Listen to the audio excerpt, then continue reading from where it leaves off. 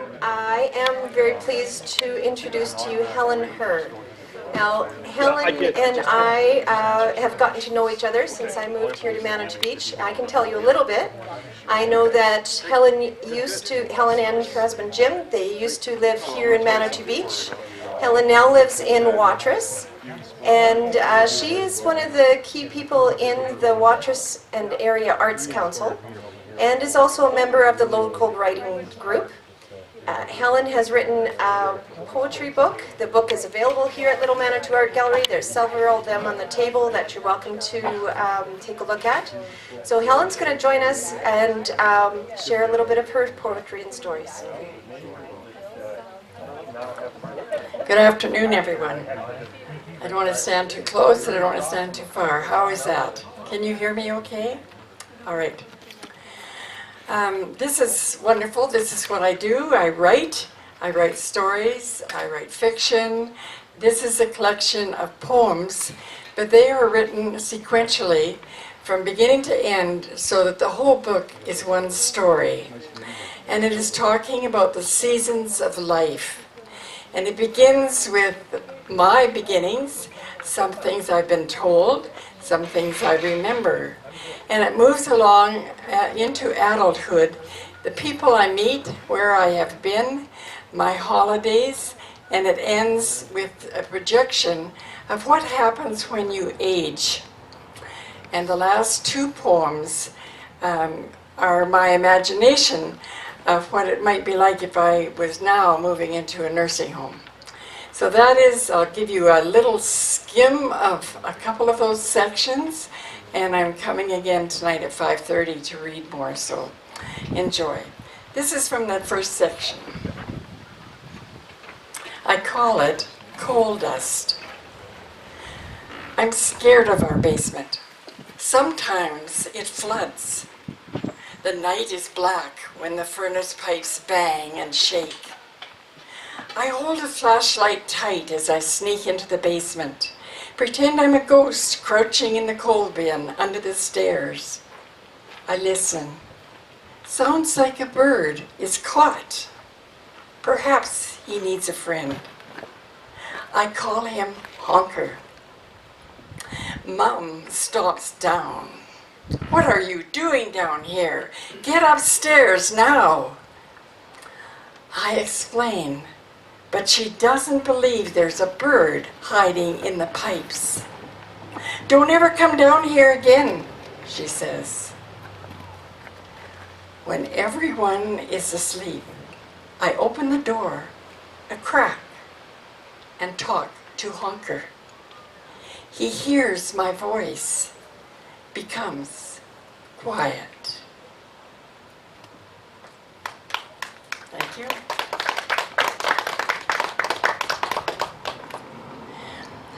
The next poem is about the same age, probably about 10. And I was living in Regina, called Spinning. The moon covers my ears. I don't want to hear my mother's voice rises as she scrapes, chips, and fills cracks in the living room hardwood floor.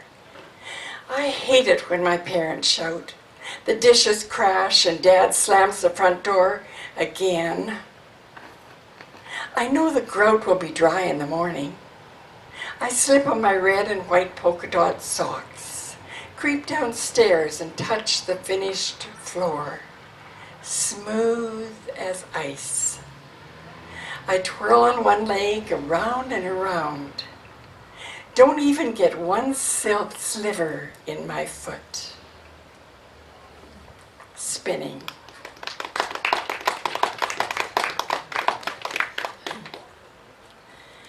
Okay, now I'm moving to a teenager. This is called Gypsy and Her Fans. While waiting on my Honda's oil change, I thumbed the Saskatoon Home Magazine's Summer 2016, page 59. The Saskatoon exhibition after World War II attendance increased with the arrival of dancer Gypsy Rose Lee.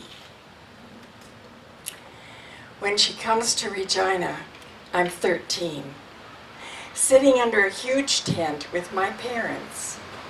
It seems odd to be the only child, front row and center, surrounded by men shouting, "More, more!"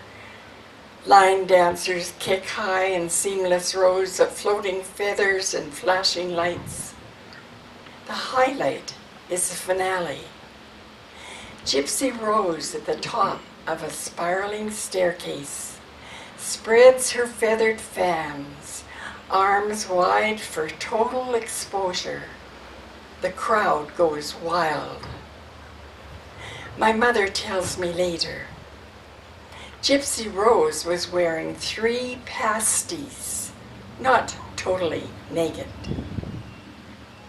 It's the only sex education my parents ever gave me.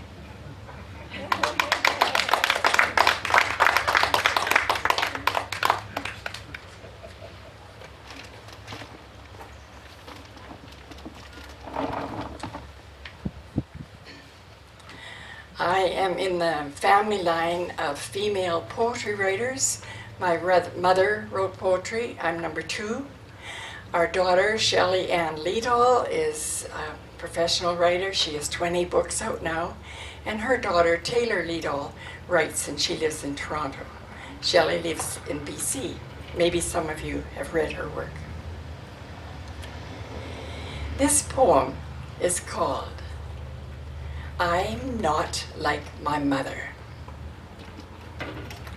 We have many questions as we consider becoming foster parents. We invite a social worker to visit our home in Turtleford. She explains the joys and struggles that often occur. I'm a stay-at-home mom. We have a large home, 2 children in school and 1 infant at home. My husband is willing to share this new responsibility. We are approved and soon discover it's not easy being a foster parent. One summer day, while walking a First Nations child in a stroller, I meet a senior from our church. I joyfully say, "Meet our new wonderful baby boy." She replies, "Get him away from me. I don't want to see him." This is my first experience of prejudice, but not my last. And, okay.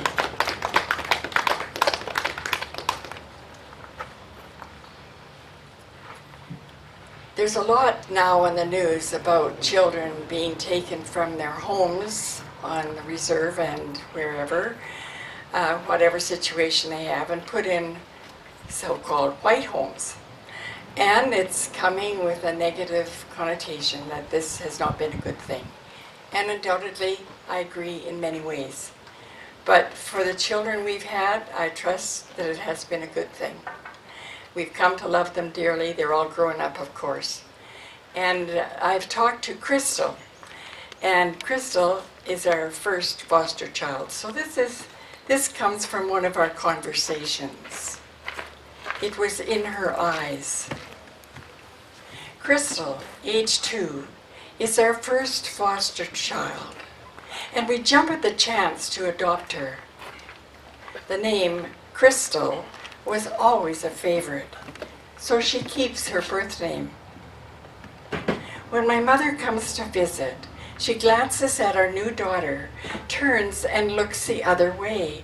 Not a word, not a hug. How can my mother be so cruel? Crystal, now in her 50s, tells me she never forgot that moment.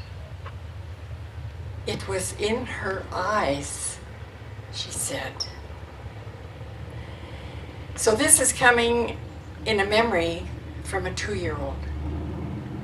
So we need to always be aware of what we're thinking or what we're seeing or what we're saying. Children pick up on things that we would never believe. And Crystal has told me how many times she's so glad that she's part of our family. So I'm thankful for that. Thank you.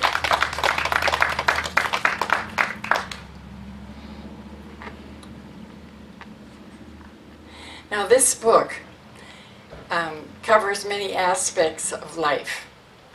The happy times, the struggles, illnesses, death. We've lost 2 sons, and this book is dedicated in memory of them. So I touch in on the sickness and illnesses and death of both of them. And then it moves on into a follow-up from what I just read. We fell in love with the native families that we had. And my husband was a co-op manager and was very popular with the First Nations people. Lived up in Turtleford. And so my life took a total turn. And it turned, it's funny how God works, but it turned so that I eventually moved into being part of First Nation communities as I was their minister. So I have a lot of wonderful stories, lots of laughter, tears. And so that tells you a little bit about that. But I'm just going to read you maybe 2 short poems when I was in ministry.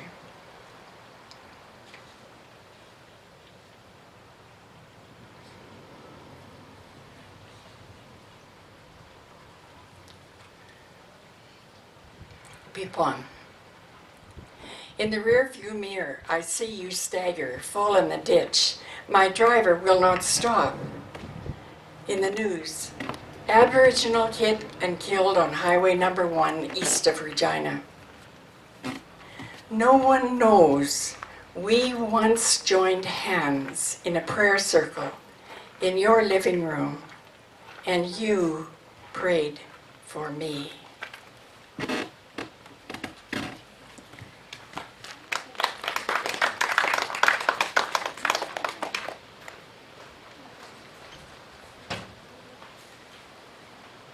Apocosis. Wednesday evening Bible study in the church basement. Sheets of prepared notes on the Matthew text are given to each person. No one speaks. What's wrong? I stumble over my words. Everyone then bursts with laughter. There's a mouse watching from the corner of the room. I laugh, just to make it look as though I really don't mind. But if the ladies look under the table, they'll see my feet held high.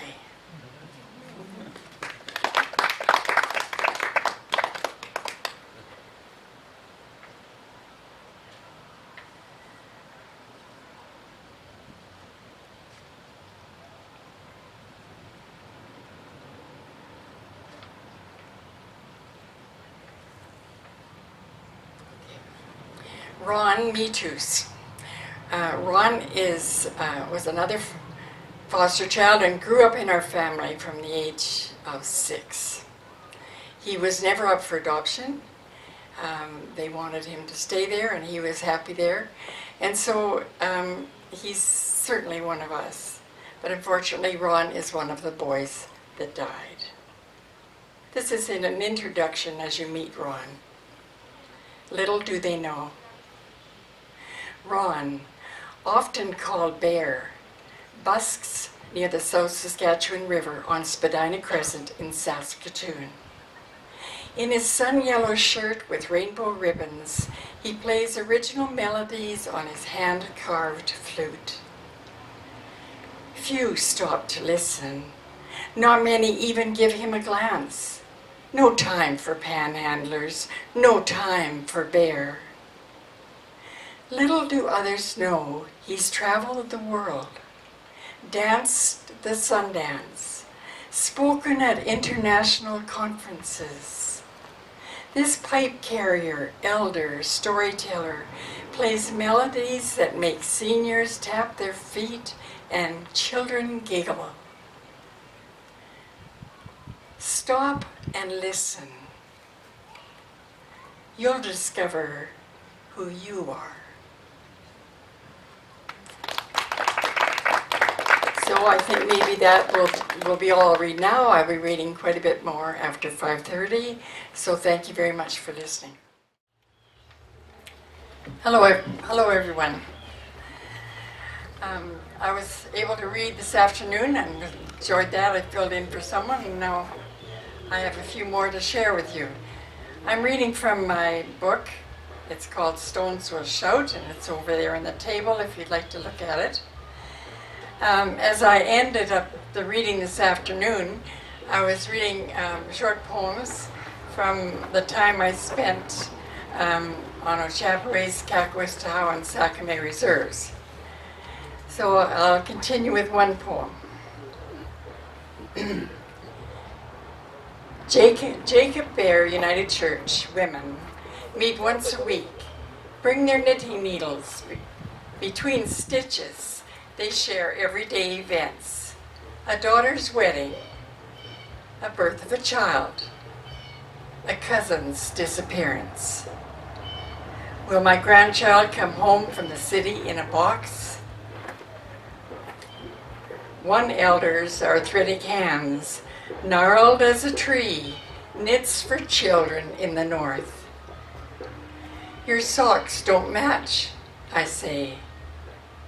No, even unmatched socks keep your feet warm, she replies.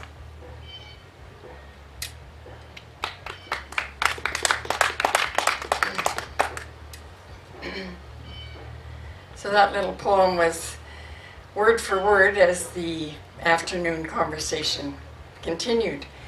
And poems are like stories.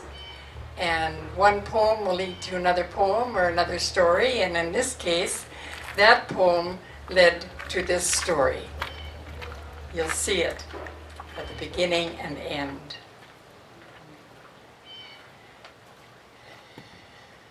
The day the sky turns gray. As Nookum knits, balls of raw wool bounce across the room, unravel along a smoky horizon. Geese honk first alarm. Water bombers blast flight path. Feathers fly. One brown bear, scared, lost, climbs the monkey bars at school. There's a bear, look, a bear! And everyone rushes to the classroom windows. Sirens wail, police arrive, ambulance lights flash as park rangers point guns. They shot him, screams one child. Soon all the children are sobbing. The teacher tells a story about a bear. Inside cramped tents, gray clouds gather. Storms begin under canvas. Shouting matches bounce off walls. Holiday plans are canceled, and campers retreat in silence. Nookum sniffs the air. All is safe. She cradles wool in her lap. Awasasak are sleeping in their new socks. Knitting needles click in the dark. One story into another, and back again.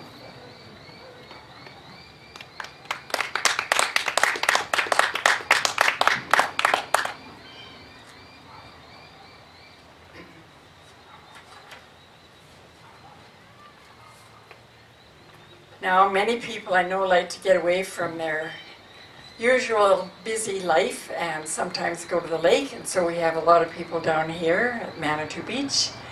And we used to always gather at Great Lake in Meadow Lake Provincial Park. So these cabins come from my time and my memories of being at Great Lake. Kinship. At our cabin at Great Lake in northern Saskatchewan, the neighborhood deer ambles into the yard. Dust twirls around her ankles, socks gray and white, zebra striped. I extend a green bouquet of grass from the base of our birch trees. Missy swirls it around her mouth as a cow would chew its cud. My camera clicks, clicks. The doe leaves wet droplets on the lens, moves on to the neighbor's box of grain, hidden under sweeping pine branches. Today, the box is empty. A new bylaw is posted at the store. Feeding wild animals in the park is against the law. Missy can't read.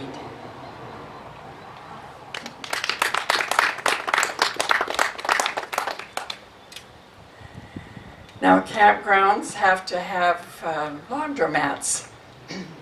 One morning, transparent in the laundromat. Two women washing clothes at the lake's laundromat.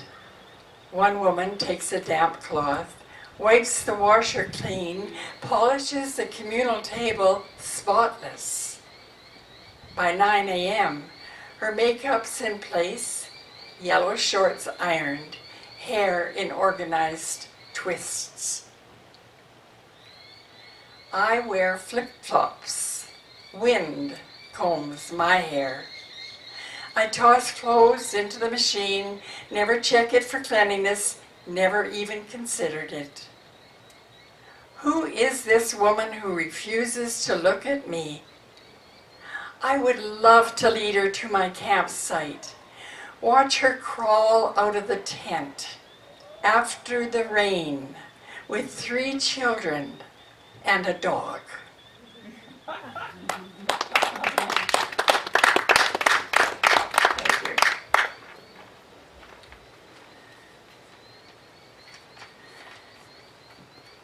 Now, a couple of days it was desperately hot, right? We were up at Great Lake then, and it was just about 40. And it was that kind of a day, following that day, that this poem was written. It must have been the cashews. My clothes stick. No sun cream. No sunglasses. Plunked onto the sand, 40-degree heat, sinking fingers into a brown paper bag, cashews, salt licking good. Waves, somersault. Strings of pearls worn by Irish dancers, kicking heel-toe polkas. My eyes blur. Gulls become poems in foreign languages. A stranger helps me up the hill to the store for anything cold. Please, a double-decker tiger waffle cone with tiger drips. No, a chocolate peas, please. Are you okay? The clerk asks. No thanks, I reply. I'm fastidious. It's not supposed to make sense. Too much heat.